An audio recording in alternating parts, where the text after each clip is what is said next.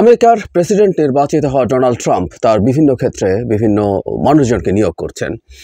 আমরা জানি তার ক্ষমতা নিতে এখনও বেশ খানিকটা সময় বাকি আছে, 2 মাসের মতো সময়, কিন্তু তার আগেই তিনি তার নিয়োগ নিশ্চিত করছেন। এর মধ্যে অনেকগুলো নিয়োগ নিয়ে যেমন আলোচনা আছে, সমালোচনা আছে, কিন্তু একটা নিয়োগ তীব্র বিতর্ক তৈরি করেছে। আমরা এর মধ্যে খেয়াল করেছি, ইনি হচ্ছেন তুলসি গাবার্ড। তাকে যে পদে পদায়ন করা হয়েছে সেটা নিয়ে এমনকি তার পার্টির মধ্যেও সমালোচনা তৈরি হয়েছে, অন্যান্য ক্ষেত্রে তো হয়েছেই। তার চাইতে জরুরি কথা, এই তুলসীর পদায়ন করার ফলে বাংলাদেশে আমেরিকার ট্রাম্প আসার ফলে যে প্রভাব তৈরি হওয়ার সম্ভাবনা আছে সেটার উপরেও কোনো পরিস্থিতি নতুন করে তৈরি হবে কিনা। বিশেষ করে আমরা যে ব্যাপারে অলমোস্ট সবাই একমত যে আমেরিকা সরাসরি বাংলাদেশে খুব প্রবলেম কিছু না করলেও ভারতের, বিশেষ করে নরেন্দ্র মোদী সরকারের বাংলাদেশের ওপরে যে ধরনের চাপ এবং অসহযোগিতা করছিল সেই প্রবণতা বাড়তে পারে। তাহলে প্রশ্ন হচ্ছে, তুলসী যদি হয় সেটা আরও বেড়ে যাবে কিনা বা এটার পটেনশিয়াল কোনো ইম্প্যাক্ট আছে কিনা। আমার মনে হয় একটু নিউট্রালি ব্যাপারটা দেখা দরকার। খুব তুলনামূলকভাবে ইয়াং এই মানুষটাকে ন্যাশনাল সিকিউরিটি এজেন্সির ডিরেক্টর হিসাবে নেওয়া হয়েছে। মানে তার বয়স 43, কিছুটা মিলিটারিতে কাজ করার অভিজ্ঞতা আছে, কংগ্রেসের সদস্য ছিলেন, ইন্টারেস্টিং পলিটিক্যাল ব্যাকগ্রাউন্ড আছে। উনি এই অল্প কিছুদিন আগে মাত্র রিপাবলিকান পার্টিতে জয়েন করেছেন, which is really very surprising.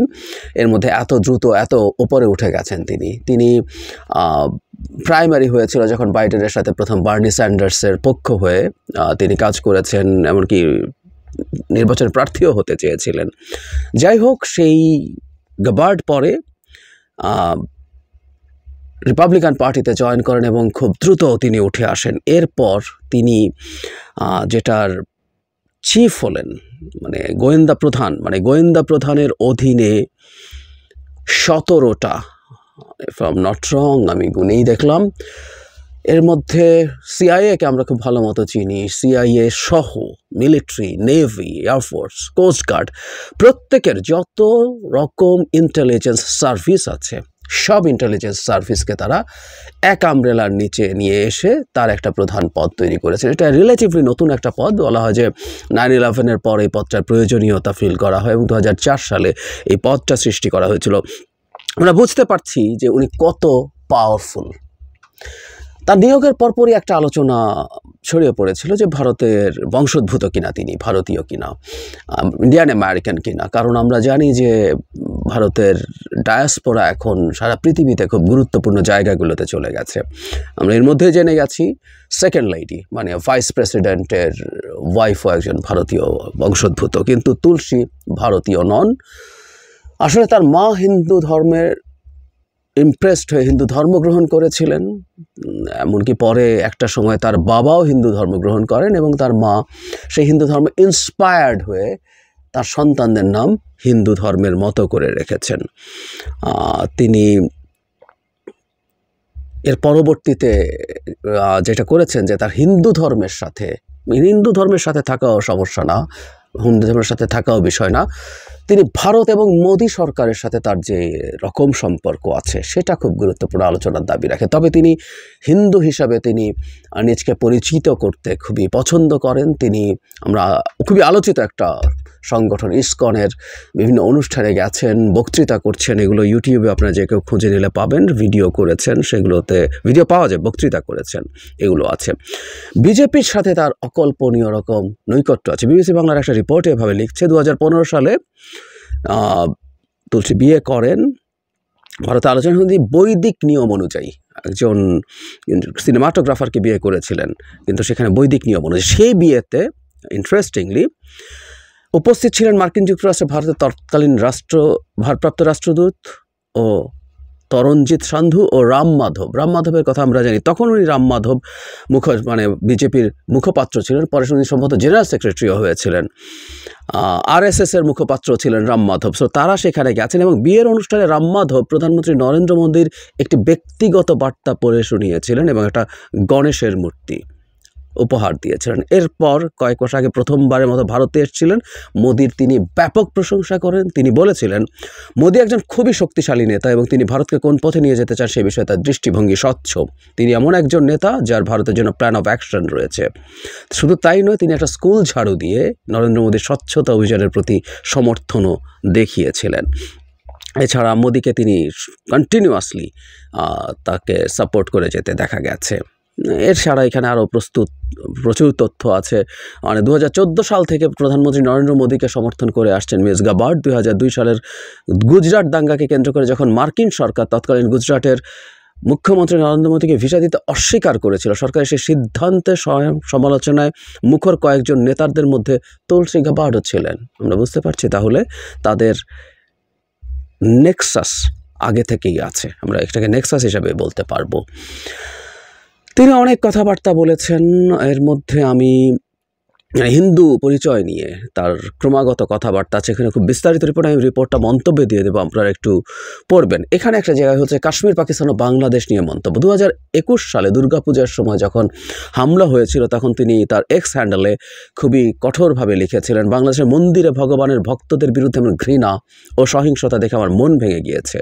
জিহাদিদের এই বিশ্বাস যে মন্দির ও মূর্তি জ্বালিয়ে দেওয়া এবং নষ্ট করলে তাদের ঈশ্বর সন্তুষ্ট হবেন, আসলে দেখায় যে তারা ঈশ্বর থেকে কতটা দূরে। বাংলাদেশের তথাকথিত ধর্মনিরপেক্ষ সরকারের কাছে সময় এসেছে যে তারা হিন্দু, খ্রিস্টান ও বৌদ্ধ সমূহ সে দেশের ধর্মীয় সংখ্যালঘুদের ঘৃণার জিহাদি শক্তির হাত থেকে রক্ষা করুক। ক্রিটিসাইজ করতে পারেন না, কিন্তু ওই যে বললাম, ভারত যেমন বেছে বেছে শুধুমাত্র হিন্দুদের ব্যাপারে কনসার্ন দেখায়, আমাদের এই দেশে মুসলিমদের উপরে শেখ হাসিনা সরকার বহু কিছু করেছিল, গাবার্ড নিশ্চয় সেগুলো নিয়ে কথা বলেননি। এবং ন্যারেটিভের মধ্যে আছে জিহাদি, তার মানে বাংলাদেশে ঘটনাগুলো কেন ঘটছে, কিভাবে ঘটছে, তার চাইতে জরুরি কথা হচ্ছে বাংলাদেশে জিহাদিস্টরা আছে। The Indian propaganda was very much in her x status. তারপর তিনি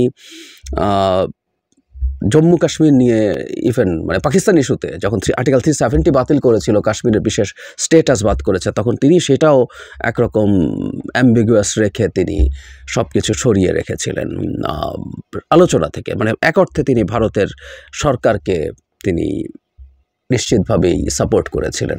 সো মোটামুটি এরকম আরও অনেক তথ্য আছে। তিনি বাশার আল আসাদের সাথে দেখা করেছেন, তিনি এরদোগানকে স্ট্রংলি মৌলবাদী ধরনের মন্তব্য করে উগ্র ইসলামিক এসব বলে সমালোচনা, এরকম নানান রকম আলোচনা তার বিরুদ্ধে আছে। খুব ইন্টারেস্টিংলি ডেমোক্র্যাট একজন সদস্য, ডেমোক্র্যাট দলের একজন মানুষ, যিনি সেই দলের হয়ে কংগ্রেসে গেছেন, দীর্ঘদিন সেই দলের সাথে কাজ করেছেন, খুবই সারপ্রাইজিংলি তার আচরণ বা ওই দলে থাকা অবস্থায় তার আচরণ শুধু রিপাবলিকানও না, ট্রাম্পের যে চরিত্র, যেটা ট্রাম্পিজম বলে, ট্রাম্পিজমের সাথে খুব মেলে তার অ্যাটিটিউড, তার ধরন।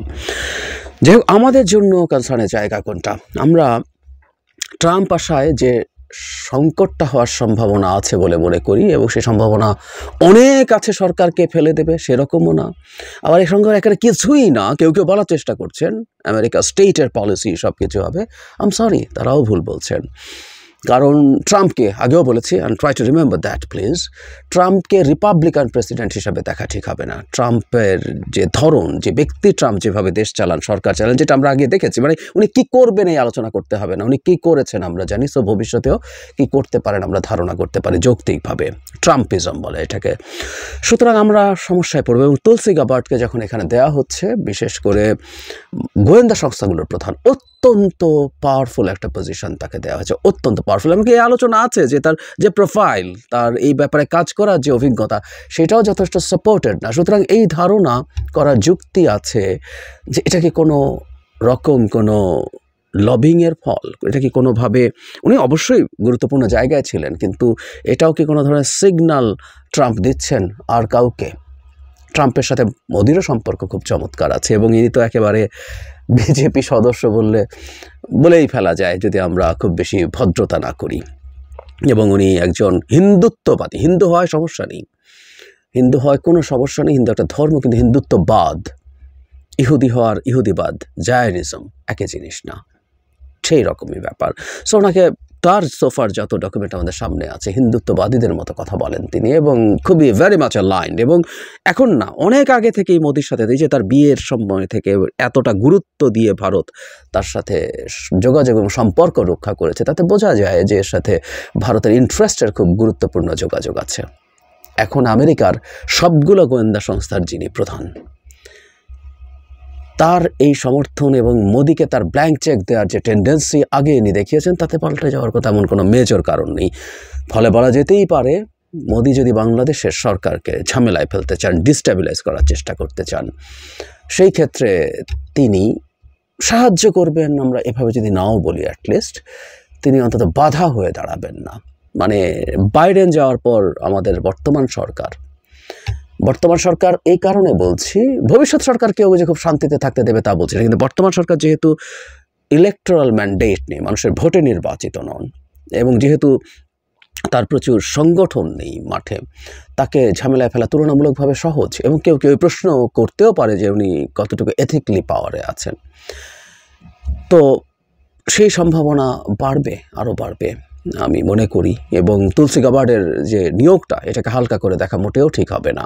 এবং শুধু এই সরকার না, ভবিষ্যতে যে কোনো নির্বাচিত সরকারও, যেটাই আসুক না কেন, আদার দেন আওয়ামী লীগ, তারা আওয়ামী লীগের ফেভারে সেই সরকারের সাথে ঝামেলা করা আর সেই সরকারকে ডিস্টেবিলাইজ করার চেষ্টা থেকে ভারত সরে আসবে, আমরা সেটা মনে না করাই উচিত হবে। সুতরাং বর্তমান সরকারকে এই নিয়োগের পর, এবং ওই সরকারে যারা নিয়োগপ্রাপ্ত হচ্ছেন, আমি আগে আরেক দিন যিনি তার সাথে ফাইট করার চেষ্টা করেছিলেন, প্রাথমিকভাবে প্রাইমারিতে গিয়েছিলেন, বিবেক রামস্বামী, উনিও একজন ভারতীয় বংশোদ্ভূত মানুষ। সো ট্রাম্প প্রশাসনে খুব গুরুত্বপূর্ণ পদে তারা যাচ্ছে।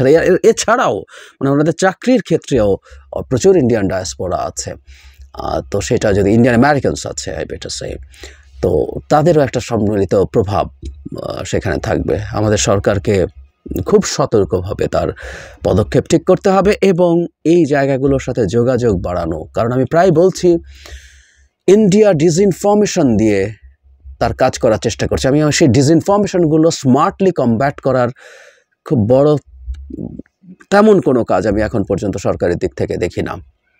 কারণ দিনের শেষে আমেরিকানরা, তাদের এজেন্ডা আছে, তাদের চিন্তা আছে, কিন্তু ডিসইনফরমেশনগুলো যাতে কমব্যাট করা যায়, ভারত যে অভিযোগগুলো মিডিয়াগুলো করছে, তো বটেই ভারত সরকারও করছে, সেগুলো যে মিথ্যা, সেগুলো যে ভুল, সেগুলো উইথ প্রপার ডকুমেন্টেশন এবং প্রয়োজনে তাদেরকে সেগুলো এনে দেখানো থেকে শুরু করে যা করা সম্ভব, আমাদের সরকারের সেগুলো করা দরকার, খুব জরুরি।